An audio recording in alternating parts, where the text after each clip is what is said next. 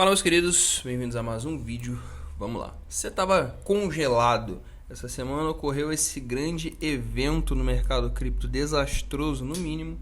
A FTX faliu, uma das maiores exchanges, talvez a maior dos Estados Unidos, né? Não, se bem que tem a Coinbase. Enfim, uma exchange de extremo nome, muito forte, muito grande.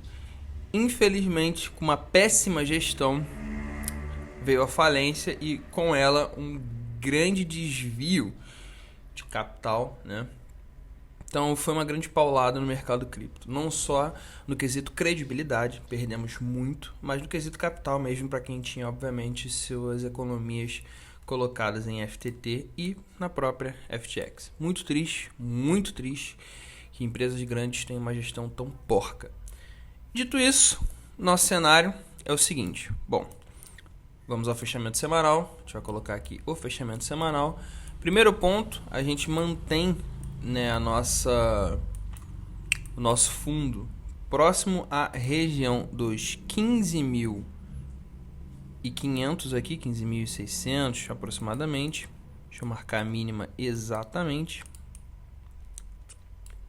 Região aqui dos 15.500 é a nossa zona de suporte mais forte do momento, é o nosso fundo da tendência. Felipe, você acha que ele vai ser retestado? Bom, a gente vai chegar lá no gráfico diário ainda. Segunda coisa que a gente precisa analisar aqui é uma cunha. Sim, nós temos uma cunha que está vindo desde lá, quando nós formamos o fundo majoritário em 29 mil, beleza? Deixa eu mudar a cor disso aqui. E esta cunha se interliga com o topo que nós fizemos agora. E aí, Felipe, o que você tem a dizer dessa cunha? Bom, particularmente, ela tem o seu fim próximo a fevereiro, exatamente aonde eu disse para vocês que possivelmente haveria reversão de mercado. Por que, Felipe? Porque, bom, em fevereiro, março ali a gente tem o halving, e todas as vezes que aconteceu o halving, posteriormente veio alta infinita. Halving, alta infinita, halving, alta infinita. Infinita é só um termo engraçado que a gente usa, né? Obviamente. Mas o halving está previsto para acontecer ali próximo a fevereiro ou março, né? E justamente esse halving que vai ser o evento que tende a iniciar um novo ciclo de alta, né? Não quer dizer que o halving só vai fazer todo o serviço, não. Mas geralmente é ali que nós temos o principal ponto de inflexão, de mudança de ciclo, né? O que eu estou falando aqui foi o que já aconteceu 2 vezes e nós esperamos que aconteça uma terceira vez. Eu não estou lá no futuro, então eu não posso afirmar que vai acontecer, mas aconteceu 2 vezes e é dentro dessa métrica que a gente trabalha. Segundo ponto, absolutamente nenhuma oportunidade que você tiver de acumular Bitcoin em candles desse tamanho aqui, por favor, não perca. Por quê, Felipe? Porque geralmente candles como esse são os que marcam o fundo majoritário. O que é o fundo majoritário? É o fundo de maior força. É o fundo onde tem maior negociação do ativo. Eu não sei se nós teremos 5, 6, 7, 8, 10 fundos majoritários durante a tendência. Mas facilmente eu digo para você que toda vez que nós formarmos um candle deste tamanho aqui, eu irei acumular. Por quê? Porque pode ser que seja o último. A cada candle majoritário que se forma, pode ser que seja o último. E é por isso que você não pode perder a oportunidade. Exemplo clássico. Formamos um fundo majoritário aqui, obviamente, descemos mais um pouquinho, né? Fechamos ali próximo a 28 mil, mas formamos um fundo majoritário aqui e o que aconteceu logo em sequência? Exatamente. Topo histórico do Bitcoin. E se eu voltar aqui, eu vou ver muitas vezes aqui, ó, fundo majoritário, o que aconteceu logo em seguida? Grande alta. Então, não perca oportunidade. Fundo majoritário, não tem desenrolo, a gente aumenta as nossas posições, sim.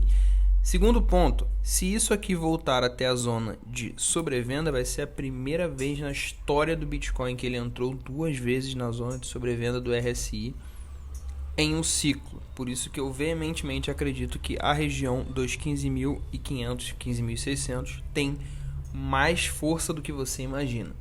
Pode ser rompida? Pode. Obviamente o cenário aqui é um cenário de extrema incerteza, todo mundo com medo, todo mundo perdendo dinheiro, as maiores corretoras do mundo, Binance, Grayscale, todo mundo em muito prejuízo. Então pode ter uma debandada gráfica, pode ter sim, essas empresas podem fazer a liquidação dos seus tokens para poder honrar seus compromissos? Podem. Então, não tem o que a gente falar em relação a isso. Podem. Mas 15.500 tende a gerar uma grande zona de suporte, sim. Tal qual, por isso eu iniciei operações nessa região, sim. Estopado logo abaixo, stop mínimo. Então, se a gente perder, a gente perde pouquíssimo. Se ganhar, a gente vai ganhar uma pancadinha boa. E o que mantém essa oferta, ou melhor, essa operação em pleno funcionamento é também o gráfico diário. Veja bem, temos uma aproximação das linhas do MACD. Temos também um fundo que foi confirmado obviamente no semanal, mas também aconteceu no diário. Então temos um fundo duplo em formação aqui no gráfico diário. Então junto com o semanal a gente tem também a formação desse fundo duplo aqui. Esse desenho gráfico aqui é um desenho gráfico que costuma romper para cima, sim, certo? Ele volta aqui, faz um fundo duplo e continua subindo. Facilmente eu posso dizer para vocês, olhando a olho nu aqui, que deve ter tido uma rejeição próxima a 0,38, por isso que deu essa queda. Lá, rejeitou a 0,38, voltou. Se formar um candle de fundo aqui, eu recomendaria você olhar aqui o 4 horas. Se formar um candle de reversão aqui, vale a pena iniciar a operação estopando aqui embaixo? Sim, certo? Olhando todo esse cenário aqui, não aparenta que vamos perder esse fundo, mas, né, obviamente, para isso existem os stops. Aguarda a formação de um candle de reversão aqui, inicia alguma operação, stop aqui abaixo, porque vale a pena sim. A região dos 15.500 tem bastante força, sim. E essa semana a gente só tem um indicador que vai ser na terça, que é um indicador macroeconômico. Eu fiz o favor de esquecer ele, eu vou postar lá na rede vizinha. Ele vai ser o único indicador macroeconômico que pode impactar o mercado que vai sair essa semana, mas ainda assim eu não acredito em um impacto tão grande assim. Sendo bem sincero, eu não acredito em um impacto tão grande assim. O que a gente pode tirar de positivo desse momento é que é o seguinte: graças a isso aqui que aconteceu, a gente pode ter uma pequena quebra, uma ruptura na linha que andava entre o SP500 e o Bitcoin. Mantê-los andando em linhas diferentes é interessante, porque a gente para de ser refém das decisões macroeconômicas que acontecem lá nos Estados Unidos. Então, de uma forma geral, a gente tem que olhar positivamente. É uma coisa ruim o que aconteceu, principalmente o motivo pelo qual aconteceu. Embora seja cíclico, né? Eu falei com vocês hoje lá na rede vizinha, lá no TikTok, em relação justamente a esse fator, a quantas empresas falem no bear market, mas é interessante a gente analisar que isso aqui pode ter gerado também um descolamento, essa era a palavra que eu estava procurando, um descolamento do SP500. Deixa eu dar até uma olhada em como ele está aqui. Abriu hoje? Não, peraí que eu abri errado, é isso aqui.